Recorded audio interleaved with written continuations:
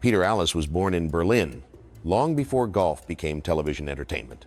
He grew up under the shadow of a famous father and learned the game before he learned comfort. He won across Europe, yet never held a major trophy in his hands. He played Ryder Cups for his country, then watched his own hands betray him on the greens.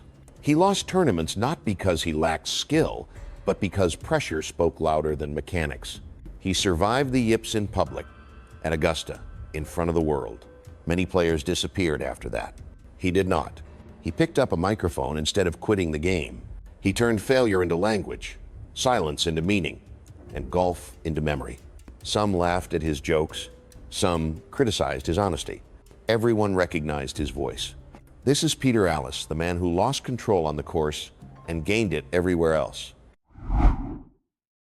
Peter Alliss was born on the 28th day of February, 1931, in Berlin, Germany. His birthplace already hinted at an unconventional beginning. At the time, his father, Percy Alliss, was working as the professional at Wannsee Golf Club, part of a small group of British golfers willing to leave home and build careers on the European continent before the Second World War. Golf, in Peter's life, did not arrive as a hobby. It was present before memory. One detail he often repeated with deliberate humor was his size at birth.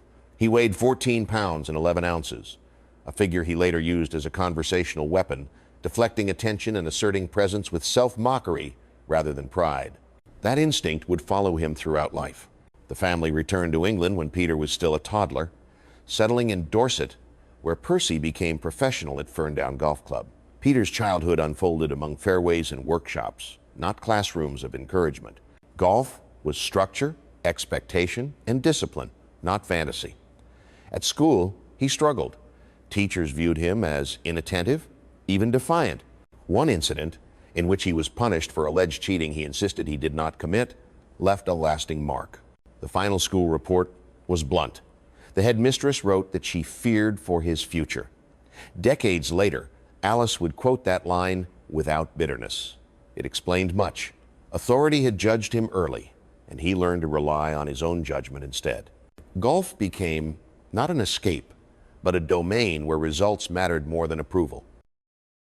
Peter Alliss did not enter professional golf through promise or privilege. He entered through labor. In his mid-teens, he left formal schooling and became an unpaid assistant to his father at Ferndown Golf Club.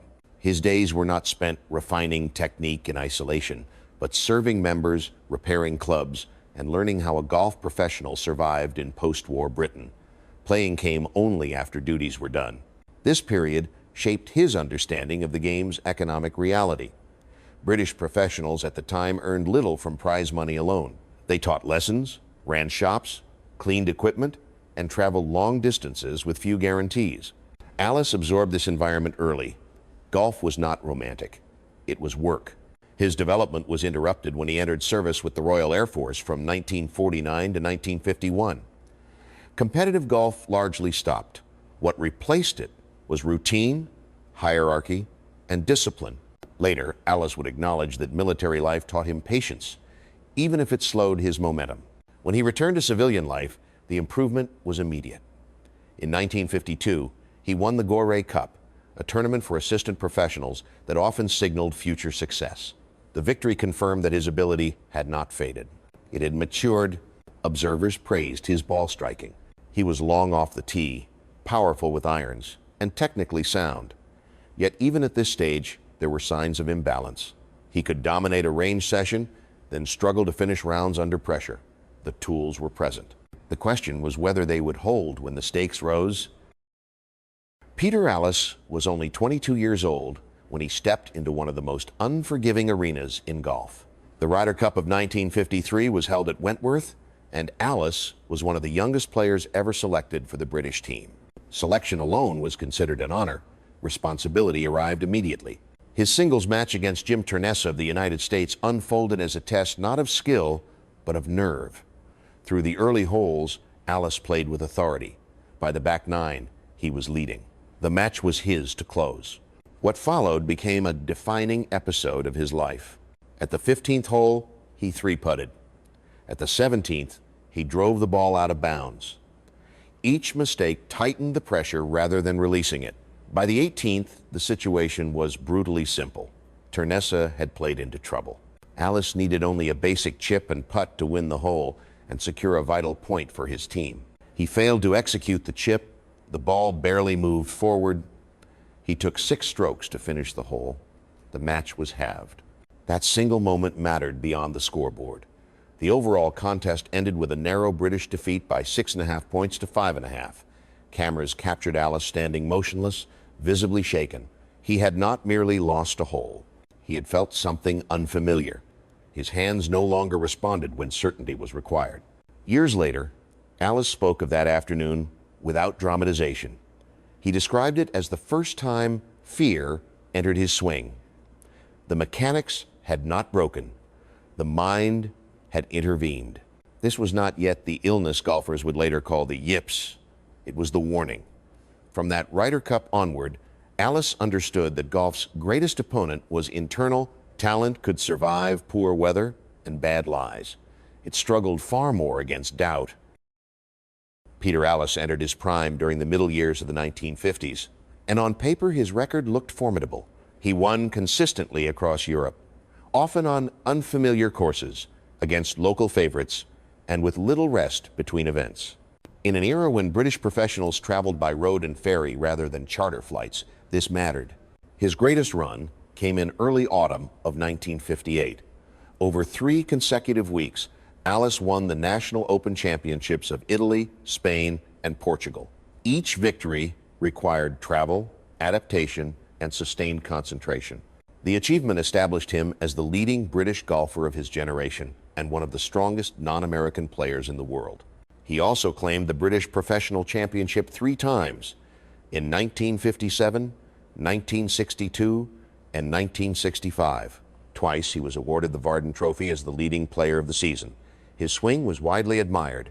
Fellow professionals spoke of the purity of his iron play and the ease with which he generated power. Yet the gaps in his record were just as telling. He never won a major championship. At the Open Championship, the tournament he valued most, his best finishes were outside true contention. He played well enough to remain visible, but not well enough to prevail. This contradiction followed him throughout his competitive career. Alliss was trusted in Ryder Cup match play, where instinct and aggression mattered. He was less reliable when tournaments demanded sustained emotional control across 4 days. He understood this distinction himself. In later interviews, he acknowledged that his failures were not technical.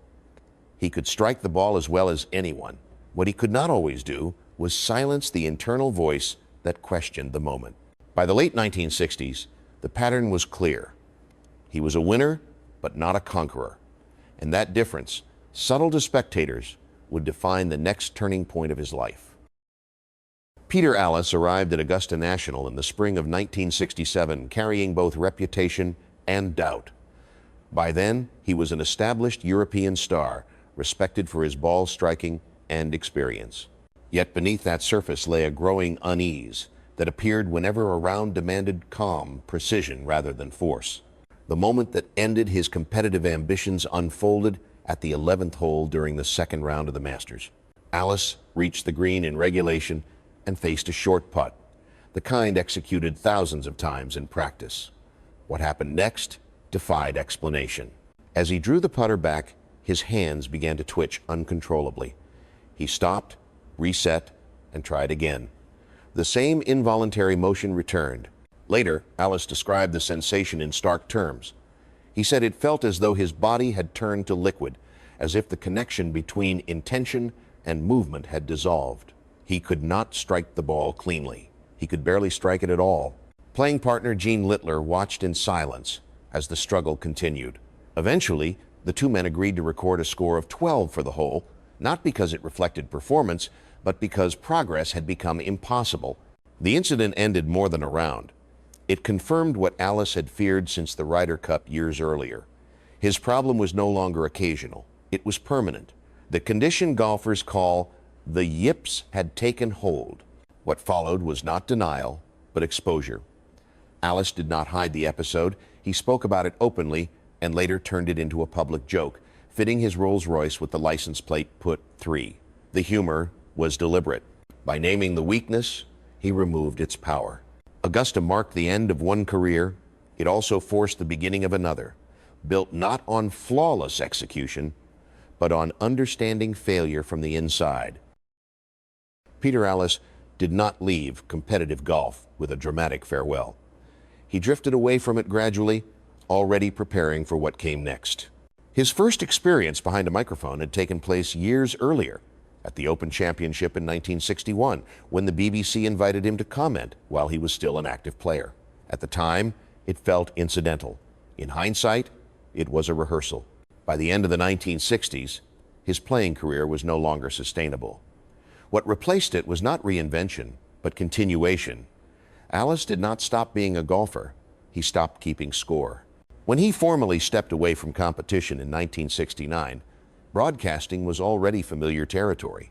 He inherited a tradition shaped by voices like Henry Longhurst, whose death later elevated Alliss to the role of lead commentator, and Dan Maskell, the legendary tennis broadcaster who taught him the value of restraint. Maskell's principle was simple. Silence, when chosen carefully, could be more powerful than explanation. Alliss applied that idea to golf. He believed viewers did not need to be told what they could see. They needed context, memory, and understanding. His commentary avoided constant instruction. Instead, he spoke about tension, hesitation, and the feeling of standing over a shot when doubt intrudes. This approach distinguished him from American broadcasts that favored statistics and analysis. Alliss favored narrative. He drew on his own failures as much as his successes. When a player struggled, he did not criticize. He recognized the symptoms. What audiences heard was not authority imposed from above, it was recognition offered from within. Alliss had stood in those moments himself. The microphone did not elevate him beyond the game. It placed him back inside it, finally on terms he could control. Peter Alliss became widely loved, not because he avoided controversy, but because he rarely hid behind caution. His humor was dry, immediate, and often unfiltered. It made broadcasts human. It also carried consequences. One phrase followed him for decades. "Hit it, Alliss," became a familiar shout whenever a putt was left short. The expression predated Alliss, but its rhyme with his surname and his public struggles on the greens made him its most visible target. Rather than resist it, he absorbed it. He acknowledged the joke and allowed it to attach itself to him, disarming ridicule through acceptance. On air, that same lack of defensiveness sometimes crossed lines. During the Open Championship in the middle of the second decade of the 2000s, a comment about the wife of Zach Johnson drew public criticism. In another instance, his remarks opposing the forced inclusion of women at traditional clubs, such as Muirfield, provoked strong reactions. Alliss did not deny what he said. He explained his reasoning, rooted in tradition and personal observation, and accepted that many no longer agreed. What separated him from many public figures was his refusal to retreat into scripted apologies. He believed sincerity mattered more than compliance. When he erred, he acknowledged it. When he disagreed, he remained firm. This stance came at a cost. Broadcasters issued apologies on his behalf. Critics labeled him outdated. Yet many viewers continued to trust him, not because they shared his views, but because they believed he spoke honestly. Alliss understood that humor was a double-edged instrument. It could connect or divide. He chose to wield it anyway, convinced that a voice without risk was not worth hearing. In doing so, he accepted that legacy would include discomfort as well as affection. Peter Alliss often dismissed the idea that his greatest contribution to golf came through trophies or broadcasts. When asked late in life what mattered most, he did not mention championships, Ryder Cups, or famous lines spoken on air. He spoke instead about children who could move again. During the 1970s, Alliss helped establish what became known as the Wheelchair Crusade, a fundraising effort within golf clubs aimed at providing electric wheelchairs for severely disabled children. The idea was simple and practical. Golf, a game built on freedom of movement, could help those denied it. Over the decades, millions of pounds were raised through charity tournaments and auctions, funding hundreds of wheelchairs that transformed daily life for families who could not afford them. Alliss took visible pride in this work. He described the first moment a child learned to control an electric wheelchair as more meaningful than any applause he had received on a fairway. After his death, his family continued the foundation, preserving a commitment he regarded as unfinished. Professionally, he worked almost until the end. In the autumn of 2020, during the Masters tournament delayed by a global pandemic, Alliss delivered his final commentary from his home. His voice was softer, but the cadence remained familiar. He still paused. He still trusted silence. He died peacefully in early December of that year, aged 89. Tributes followed quickly. Jack Nicklaus called him a close friend of more than 6 decades. Phil Mickelson praised his Hall of Fame speech as the finest he had ever heard, noting Alliss's ability to mock himself without diminishing others. In the end, Alliss left no single definition behind. He was a gifted golfer who lost control at the wrong moments, a broadcaster who understood failure better than success, and a man who measured legacy not by memory, but by consequence.